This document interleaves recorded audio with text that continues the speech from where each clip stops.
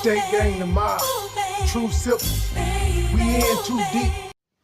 Patty Springer here. And I'm a bit disappointed and disturbed at D.L. Hughley. See, he's doing these things that most of these niggas that think they are holier than thou does. Now, he continues to go around and bash Club Shay Shay because he don't like the interview. So that's one. He could have said it once and been done. He keeps repeating it. Yet he wants to say Club Shay Shay is messy. This man has a platform where all he does is talk shit about Republicans every day and others that he may not like, or a news story. Nobody calls him messy. He also uses his platforms to talk about Monique since her interview. He won't stop.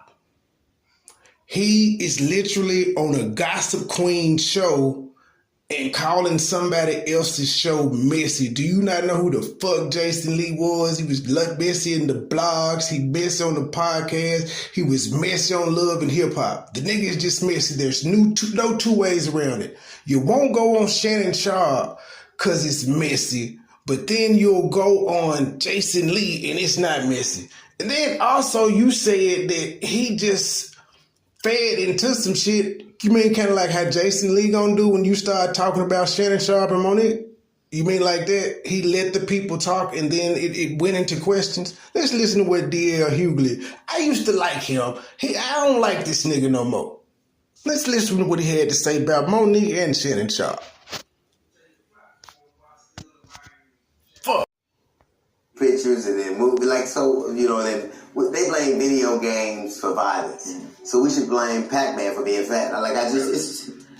But I do think there is a voracious appetite for mess. One of the reasons I was very diligent and deliberate about where I come to you and I don't want to do nothing messy. So you had to deliberate on whether you wanted to go to Jason Lee or not because he's known as messy. Shannon Sharp is not known as being messy. The man did 2 viral fucking interviews. And he didn't ask these people these questions. These motherfuckers started talking. And he asked follow-up questions to the shit he said, which is what a journalist is supposed to do. But you just said you had to think about going on Jason Lee's show because you know Jason Lee a mess-ass nigga. And you think you did you made an astute judgment on going there. If I want to go to mess, I go to my family reunion. I go home. Or Club Shay Shay. Because at this point, See, right there. That is the host being messy right there. He know he a gossip queen, and he introduced Club Shay Shay. You said I would go to a family reunion. And then he said, or Club Shay Shay, and you like, yeah. And he don't stop there. You continue to take shots at this nigga. It's probably because he's doing better than you at this point in the podcasting game. Just keep it 100. Everybody that's hating on that man ain't got a viral interview like him. Shannon Sharp, I'm a fan of Shannon Sharp and I'm a fan of Club Shay Shay, but I'm seeing the evolution of it. And I think what I do, I get the clicks and the virality because How do you see the evolution? The man has had over 105 interviews. 2 of them went viral because of 2 comedians. Was he messing with Steve Stout the other day? Was he messing with 21 Savage? Was he messing with Usher? Or y'all didn't see those? This is bullshit. Was he messing with his brother? Was he messing with all the other NBA players that didn't stop by? started just dragging, going viral. And that does put you in a certain category that's very different than where I think that show started out. But it's evolving into... But you know why that show started out that way? Because people, black men, saw what Skip Bayless did to Shannon Sharp. Mm-hmm.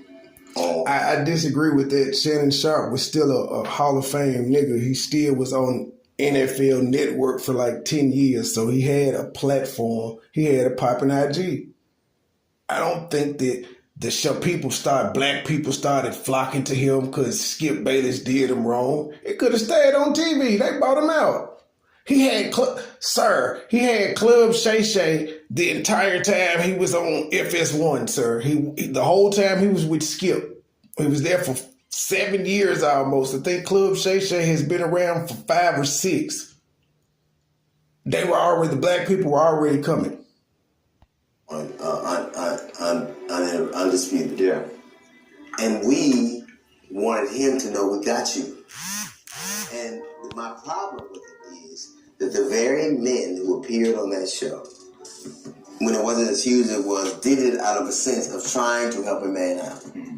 And everything they said was curated and basically used against them. Not by him, though. It was the guests that came on that watched what was said by other guests about them, and they responded when they got their chance. It wasn't Shannon. Shannon didn't say, did you hear what such and such said about you? Did you hear what said about you? Did you hear what Steve said about you? He didn't do that at all. In another interview. That's problematic for me. I think that Wendy Williams didn't get off air. She just got a weight set in a list. And there you go, making jokes and insulting the man, but that's not messy. You just said if you wanted mess, you would go to your family reunion, yet you're on this man, Jason Lee's podcast, causing mess. This was uncalled for. I think that's how messy it is. And not him, because he's my favorite one. I was a huge fan of the Denver Broncos, and I followed him even when he went to the Ravens. He's one of my favorite NFL players. I do not like, and I would never go on that show, not because I don't like him. I do not want to be asked about the bullshit that happened before me. He hadn't asked anybody what they said. Cat literally came on there and started responding to what people said, and then he asked Shannon why you let him just say that. Oh, goodness gracious. I don't want to have to comment on that. I want to have to fight about that. Cat, this is what people do.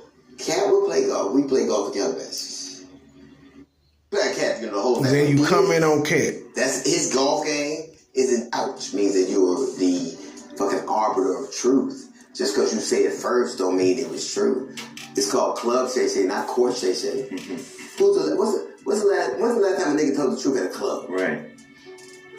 What Shannon Sharp did, what I don't like, what people try to do, what we do is you have to stand on it. If you want to be messy, be messy. But don't be messy and go, well, why is everybody mad? I was just giving them a platform. If you give somebody a platform and then you go, really? Tell me about it. He pushed back harder when he was on this Undisputed and Skip said something he didn't like. He wasn't quiet. Oh, yeah. So be the same. Listen, this is here, there, whatever. I can say this. I say what I believe. I stand on it. I'm comfortable with people, how they feel about it. I can't condense that much negativity in a space that is detrimental. Bruh, you talk about Republicans every day. If you go to your IG, you bashing black Republicans. Talking about, look at this bull crap. Don't be fooled and all of that. You talk about Trump. You're not a positive radio show, sir.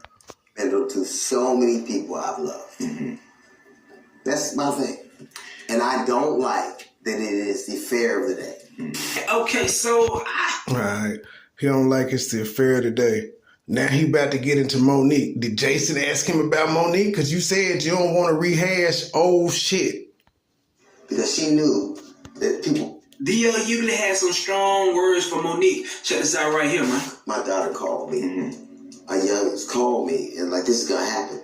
And she's in therapy and crying because she knew that people were going to automatically know about what had happened to her before and what... And it makes... It just... I'll never forgive you for that. That now I'm in a compromised situation where I'm with something I genuinely love. I ain't loved a lot. I love my children. And to feel like I couldn't protect them and that plays out over and over again, it's something I won't forgive you for. I won't. And the thing it was transactional. To do what? Now, here he is. How did Monique come up in the conversation if you don't want to be asked about old stuff? So if he didn't ask, you brought it up, you're being messy. That's all I got. I don't even need to hear no more. We'll see y'all tonight when I do my live about Monique and Sydney. We out.